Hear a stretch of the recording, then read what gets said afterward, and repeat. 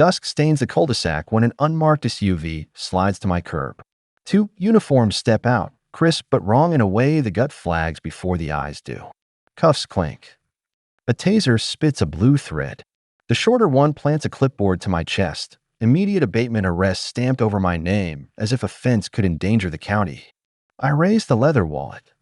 The taser hand freezes. Neighbors drift to porches. A child's chalk line crosses my driveway, and a boot crushes it flat. A second SUV rolls in with a borrowed light bar and plates that don't fit the county. The street holds its breath. The patch wears a serif this county never uses. Belts carry no serials. The radio code the tall one spits doesn't exist. The signature belongs to a city inspector retired 2 years. I let the badge answer. The clipboard tilts to a page of addresses with pins. Mine is circled twice. A familiar sergeant steps from the second SUV, calm to the point of empty. He calls me neighbor and tells me to comply. A mailbox shot cracks the air and rains letters across the asphalt. No flash, only fallout. The old bird along the wallet's edge remembers a notice in another town that turned out to be theater. I promised never to be late again. I do not lower the metal. If you're seeing this, make it travel. Like, subscribe, and comment what you spot on these uniforms so this reaches the next street before the next clipboard does. The tall partner blocks a drone and slides a plastic evidence bag into his pocket. My mailbox key nested inside. The cracked HOA seal peeks from the paperwork. Several homes marked here, more on the next street. A woman with short white hair and a whistle-sharp voice orders people inside. The sergeant spreads his hands as if calming a dog. He asks me to be reasonable. The taser hum builds. I read the company on the citation. Dissolved last spring. The number forwards to nowhere. The shorter one tips the taser until the current is all I hear. The badge stays where it is. My stance hardens into a line everyone understands. Sirens bloom far and fade. The second SUV's rear door clicks open. A smile steps out, the county face from ribbon cuttings. He nods at the two counterfeits, and they move in sync. Paper rustles. The taser rises. The clipboard lifts. The drone tilts, catching badge flare and cracked seal in one frame. The friendly face grinds the chalk line under his heel. The sky goes the color of steel. The shorter one reaches for my wrist. The tall one folds the plastic bag deeper. My thumb finds the scorch along the wallet's spine. The light bar flickers in my car's window, and I catch it. 2 plate numbers swapped. The badge gleams in a narrow stripe of sun. The clipboard edges close until the cracked seal fills my vision, and the word arrest sits like a promise. The second SUV's back door clicks again. Boots plant. The third figure rises with a posture of someone who never worries about consequences. The taser crackles a warning spark. A voice I recognize drops between us like a gavel, ordering me to lower the wallet and accept the citation. The street doesn't breathe. The chalk line is a pale scar between us. My answer is the stillness of wire drawn tight over a canyon as the new arrival smiles like he wrote the ending before we began. The sergeant's tone is soft enough to sand edges off a command. He calls the scene a neighborhood matter, cites a section number that belongs to parking enforcement, tells me to set the wallet down and accept immediate processing. The two uniforms shift weight in unison as if they drilled this in a mirror. Sunlight flashes on a taser prong. Asphalt heat wobbles the air between us. Neighbors split to sides like a tide meeting a rock. Elena in pale scrubs steps forward, then stops when the shorter uniform angles the taser toward her kneecap. Teen Jay holds his phone high and close, filming on a breath he forgets to let out. The drone's whisper threads above rooftops. A small shadow crosses the driveway like a moving sundial. They heard words the way some people heard cattle. Safety. Enforcement. Compliance. The clipboard flips to a page of tiny GPS pins. 5 homes on our street. 4 on the next. Each circled with the same cracked seal stamped like a brand. The company name is printed in clean serif letters that never appear on county forms. It reads like a costume. Elena spots the belt plate. No serial. Jay stops zooming on faces and zooms on stitching. The patch kerning is off by a hair, the kind of difference you feel before you can say it. Jay murmurs it to himself, a student reading clues under a teacher who isn't here. The sergeant uses my first name now. He leans just enough to put his shoulder between me and the crowd, a wedge of authority that wants to feel like help. He tells me the faster I submit, the faster it ends. He says these men are contracted. He says the board asked for stronger measures after a wave of violations. He says this like weather. I give statute numbers back. Criminal versus civil. Detention versus citation. He keeps his eyes flat, as if my words are rain on a windshield. The tall partner, Keller by his badge strip, lets his palm rest on a pocket that shapes around a small plastic bag. A brass curve presses the plastic. My mailbox key. He scratches his cheek with the same hand, like it itches where the truth sits. Whitaker appears at the end of the cul-de-sac with the timing of a host arriving late to applause that never came. Golf shirt, perfect smile, a binder tucked like a hymn book. He waves to the sergeant as if they share a calendar. Karen peels away from the cluster and gravitates to him like a needle finding north. Her clipboard tilts toward his binder, and their heads lower until privacy closes over a public street. The second SUV idles, plates mismatched to the county grid I memorized after my sister's house emptied to a lie. That burn along my wallet's edge warms under my thumb. My fence posts throw short shadows that insist it is still early enough to stop a day from rotting, if anyone wants to. I do not step back. The short uniform grins at the absence of that movement. He lifts the taser an inch, just enough to paint the air with a warning. The sound needles the crowd. A chair scrapes somewhere behind a screen door. Someone drops a spoon. Ordinary objects make louder noises when fear is in the room. The clipboard comes up again. Immediate abatement arrest. The words are ink, but they carry themselves like steel. The sergeant asks for the wallet. I keep it where it is. He nods once, as if choosing patience is a favor he can invoice later. Jay whispers that the patch font serif on the R curls wrong. Elena's gaze darts between belt, cuffs, taser, my face, the crowd, taking a pulse without touching anything. Her hand shakes, then stills. She tells the shorter uniform she's a nurse and he can swing that device toward her if he wants the county to review the recording.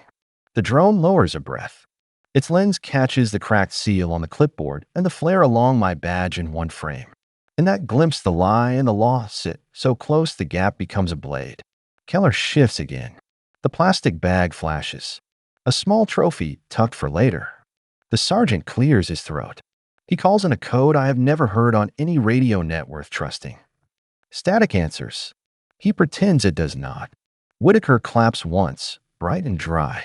He announces an emergency session at the clubhouse for enforcement alignment. He invites those concerned to attend and bring their concerns inside where they belong. Karen nods like a metronome. The phrase enforcement alignment hangs in the air like a sign you only see when you've already crossed a line. A squeak of aerosol comes from behind the truck at my curb. A sweet chemical note slices through heat. Jay swings his phone and catches only a wrist and a red cap. The Ken hisses again. A bright stroke slashes across my garage door, fresh and wet, the curve of a number beginning, the first digit of my badge bleeding into stucco as if my house could wear me like a target. The sergeant finally turns his head. The short uniform laughs so softly it barely exists. I step toward the sound before the red line finishes its curl. The hiss at the garage blooms into a full digit before the wrist vanishes behind the pickup and the sweet chemical drift thins into heat. Fresh red beads along stucco like a wound still forming.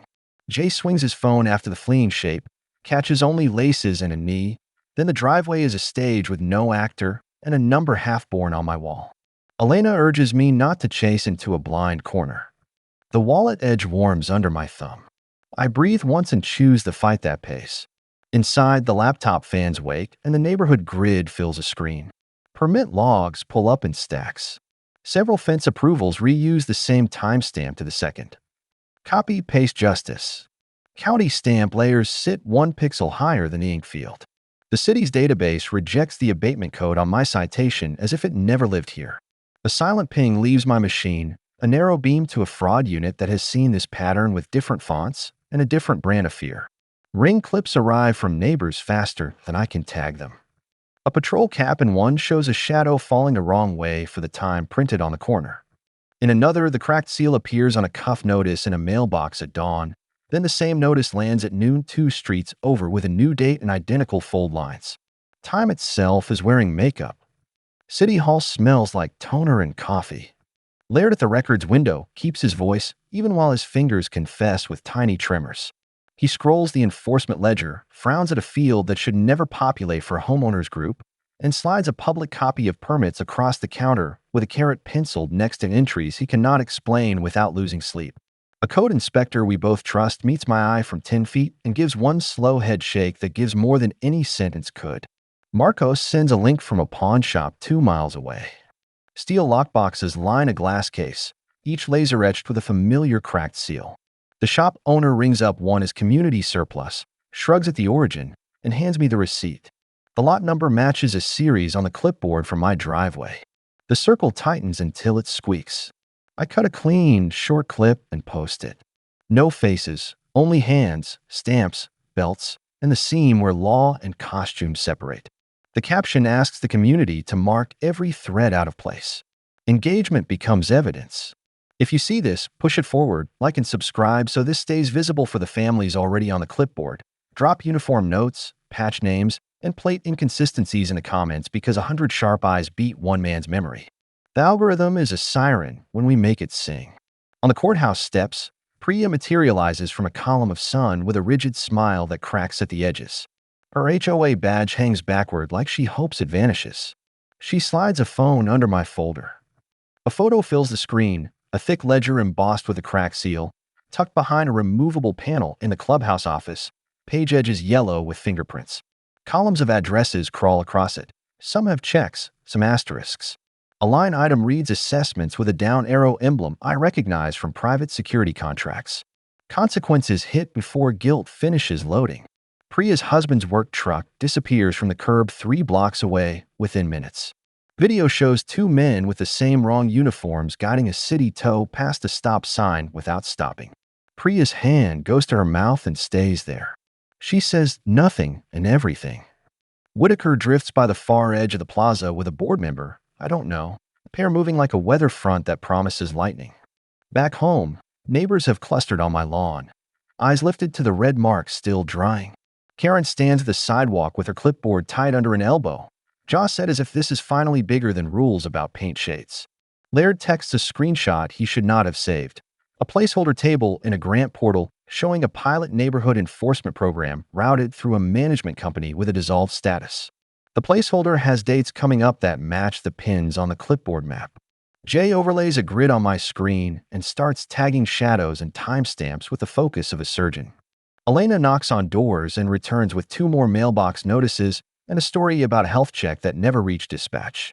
Marcos lowers the drone to eye level and taps live on a neighborhood channel.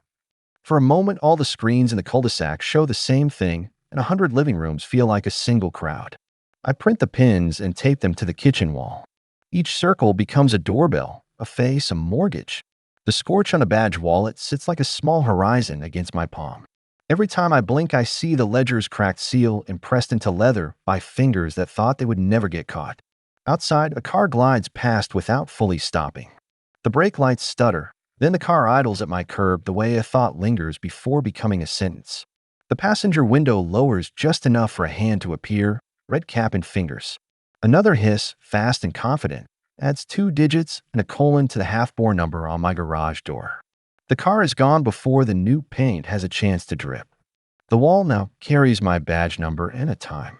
The colon splits the day at its center. Midnight sits there in fresh red, an appointment written across my home in a script meant to be read from the street. The cul-de-sac holds its breath again as if the hour already arrived.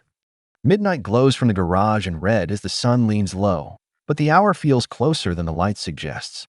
The colon in the paint is a blade cutting the day in half. Every face on my lawn reads it the same way. This is a countdown, not a warning.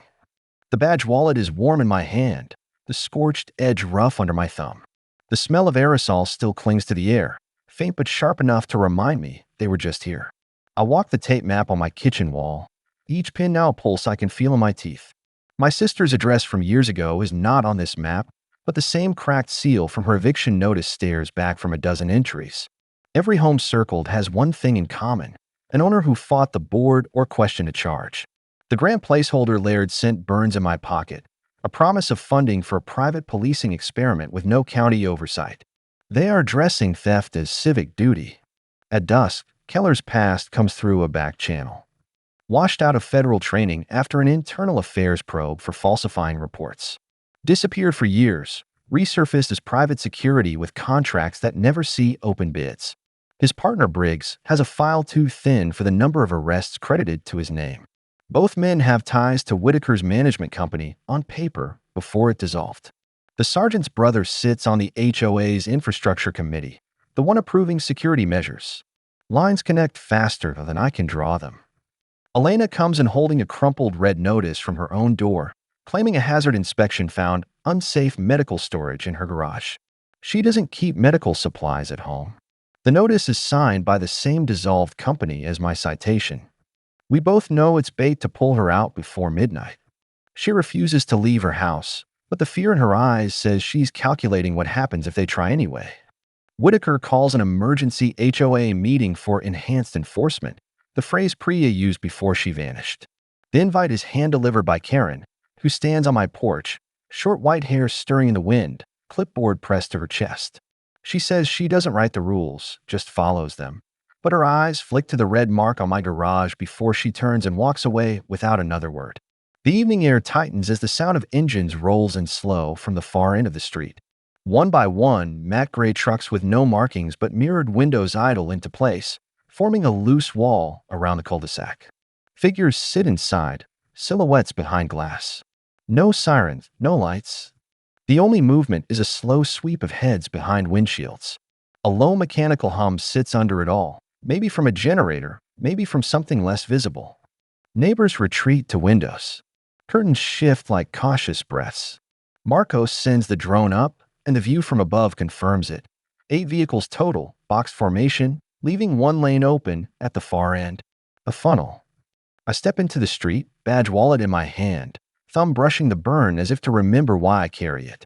The air feels thinner under the weight of that many eyes. The lead truck door opens and Keller steps down, his boots slow on the asphalt. He stops halfway to me, gaze flicking from the badge to the red numbers on my garage. He smiles as if I've kept an appointment he set weeks ago. Briggs appears from another truck, shoulders loose, hands empty but posture ready. Behind them, Whitaker walks the center line like he owns the pavement, binder under his arm, expression calm enough to be mistaken for kindness from a distance. He nods toward the trucks, and 2 more figures step out, private security in mismatched gear, helmets hanging at their sides. The sergeant arrives last, not in a cruiser, but in his own sedan, parking in an angle that blocks the only open lane. His face is unreadable. He doesn't touch the radio clipped to his belt. The formation is complete now. No space left that isn't chosen. Elena stands in her driveway with arms folded, Mr. Halpern next to her gripping a cane like a staff. Karen lingers behind them, no clipboard now, only watching. The sun dips behind rooftops, shadowing the trucks while the street stays in light, a spotlight on a stage none of us asked for. Whitaker stops 10 feet away and tells me it's time to resolve my violation in accordance with community standards. His voice is calm, each syllable deliberate. Behind him, Keller shifts his weight, and the rest of the formation seems to lean with him. The badge catches the last strip of sunlight. My stance doesn't change. Somewhere above, the drone tilts its lens down. In the reflection on its glass dome, I see more movement in the trucks, hands, door latches, readiness. The countdown is not for midnight anymore. It's already started. The meeting room smells of varnish and coffee left too long on a warmer. Afternoon light slices through tall windows, cutting the air into bright and shadowed bands. Folding chairs form 2 uneven rows, half filled with neighbors whose eyes keep darting to the cracked seal banner, hanging behind the board's table. Whitaker sits in the middle, binder closed, hands folded on top as if waiting for a prayer to begin. Keller and Briggs stand at the far corners like sentries, relaxed but positioned to close space fast. I move through the door with a stack of public records under my arm, the badge wallet tucked in plain view. Marcos's drone streams from above the bookshelf, its small hum lost in the low murmur of the room. Elena is near the back, phone ready. Jay slips in beside her, camera already recording. The board wastes no time. Whitaker calls for the emergency vote on enhanced enforcement, his voice smooth enough to skate over the unease in the room. He speaks of safety, property values, order, the same words that built the wall of trucks outside my street. He gestures toward me without naming me, labeling resistance as disruption. I step forward, set the stack of records on the table, and spread them like cards. County permits with identical timestamps, signatures from inspectors who left the job years ago, citations issued by a company dissolved on paper, yet still walking door to door with clipboards. The room shifts as eyes move from the pages to the faces at the table. Whitaker keeps his hands folded. The lights die without warning. A blackout swallows the room in a breath. Flashlights flare from phones, scattering shaky beams across walls and faces. In the confusion, I see Keller move fast, practiced, toward the small safe tucked behind the board table. He kneels, opens a panel with one hand, and lifts the ledger I saw in Priya's photo. A flash drive slips from the same compartment, marked in bold with the word assessments. I cross the space in the strobing light, hand closing over the ledger's worn spine. The cracked seal is pressed deep into the cover, the texture biting against my skin. I pull the flash drive too, slide both into the badge wallet in one motion. Briggs is on me before the wallet settles shut, his shoulder driving into my ribs. Chairs crash, metal legs skidding across the wood floor. A shout rises from the back. Someone's phone clatters, and the beam spins wild. Mr. Halpern cries out as a chair topples toward him. Elena dives to pull it away before it hits. Jay's voice cuts through, calling my name, telling me to move. Keller shouts for someone to block the door. The air thickens with bodies trying to decide whether to leave or watch. A sharp alarm splits the room, high, insistent. Jay stands by the wall, his hand gripping the handle of the fire alarm, eyes locked on mine. Red strobes ignite, pulsing against the cracked seal banner, making it flare and vanish, flare and vanish. The confusion turns fluid. People move without knowing where they're going. In the flicker, Whitaker is suddenly at my side, his voice a low hiss telling me, I don't know what I'm taking. I break from Briggs' grip, the ledger tight under my arm. The nearest exit is half blocked by folding chairs, but the crowd's motion clears a gap. Out the side door, across the grass slick from sprinklers, over a hedge that snags my sleeve. Behind me, Keller's footsteps cut hard against the ground, steady and close. A shout warns someone to close the gate ahead. The retention pond catches the late light like a mirror. My lungs burn, but I don't slow. Keller gains enough to grab the badge wallet's edge. We pull against each other for a half second before he rips it free. His arm arcs, and the wallet spins out over the water, landing with a muted splash that sends tight rings outward. I hit the bank and look back. Keller stands at the top of the slope, chest heaving, eyes fixed on the wallet's ripples. The ledger is still under my arm, pages dry. The flash drive is not, it's in that wallet sinking toward mud. Somewhere beyond the pond, faint but rising, red and blue lights grow brighter, and sirens begin to thread through the air. The county units arrive in a slow spill, doors opening in near unison. From the lead car steps the sergeant, his eyes finding me before anything else. His hand lifts in a gesture that could be a greeting or an order. Then his voice carries, sharp and certain, telling me to get on my knees. The ground at the pond's edge is damp and cold through my jeans as I kneel, hands open where everyone can see them. The sirens fade into idling engines. Water laps softly, pushing the badge wallet in slow arcs just beyond my reach. A faint blink from Marcos's drone marker flashes against the wet leather, a quiet signal in plain sight. Keller stays near the slope, chest still rising fast, pretending he's catching his breath instead of guarding the wallet. Briggs stands farther back, posture loose but watching every move I make.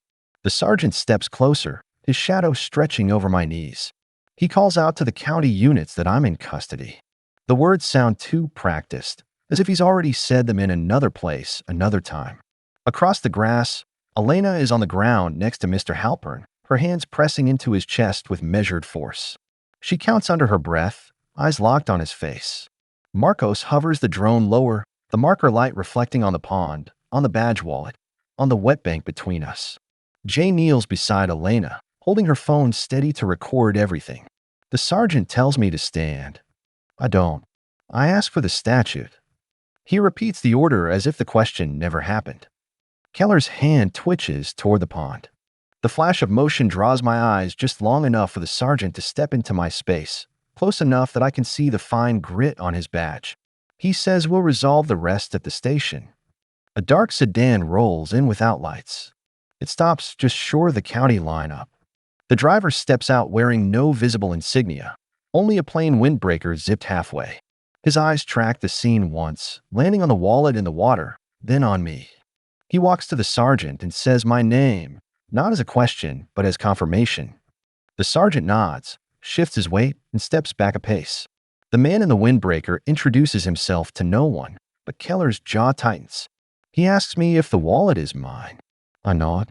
He asks Keller if he has a reason it's in the pond. Keller says nothing.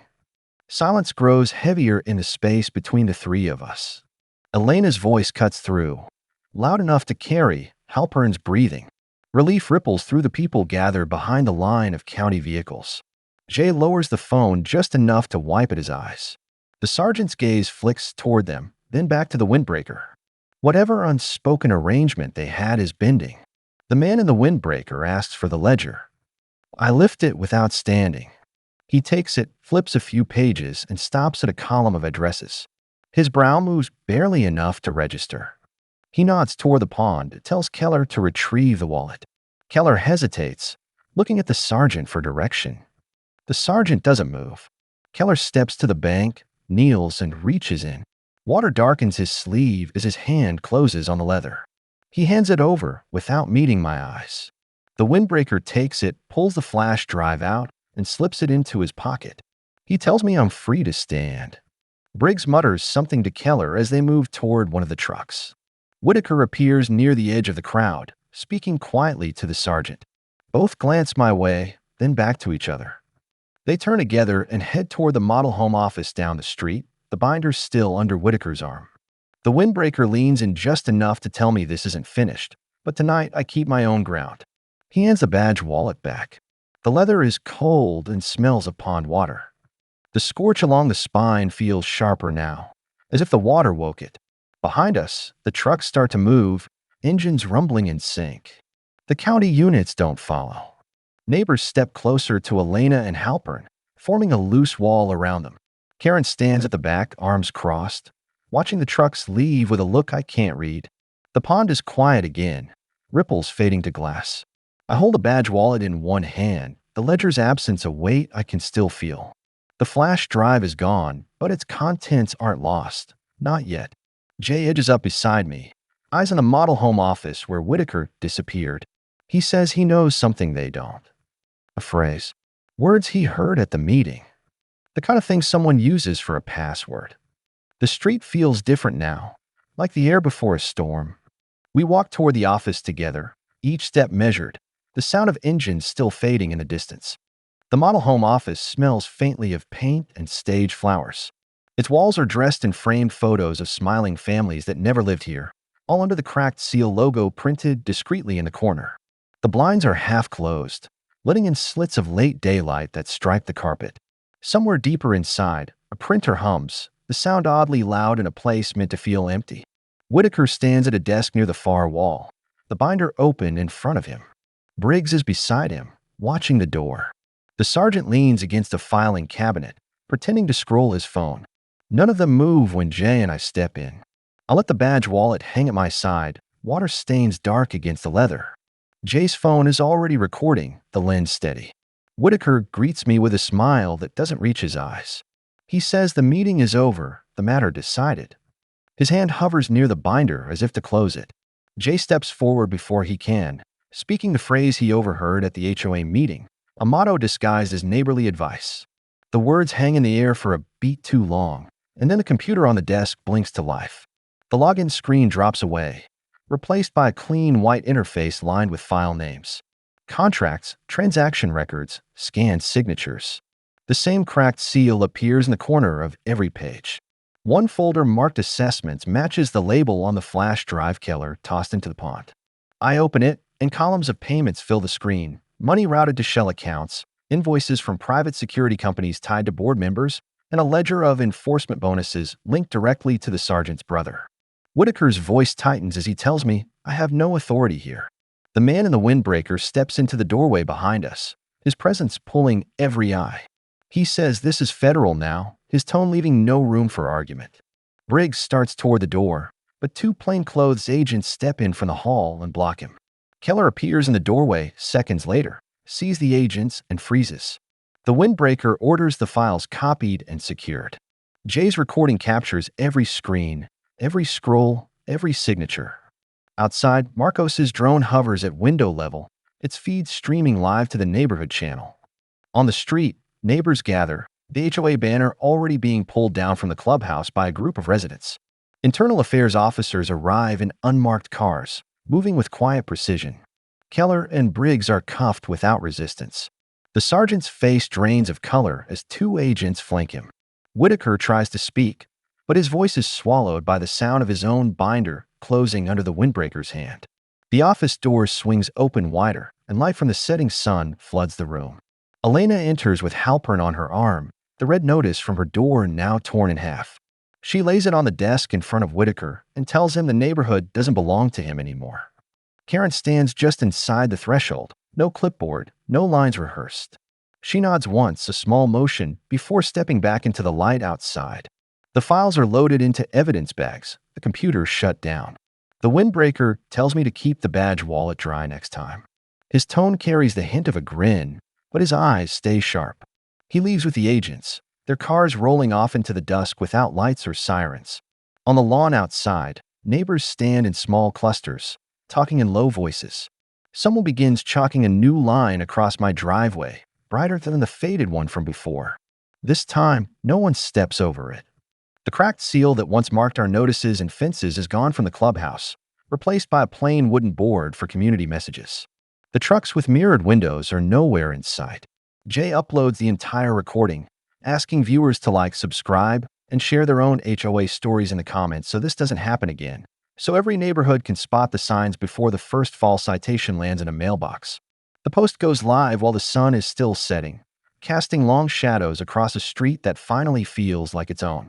I stand at the edge of the chalk line with a badge wallet in my hand, the scorch along its spine catching the last light. The hum of engines is gone. The air smells like cut grass and fresh chalk. For the first time in months, the street is quiet in a way that means safe.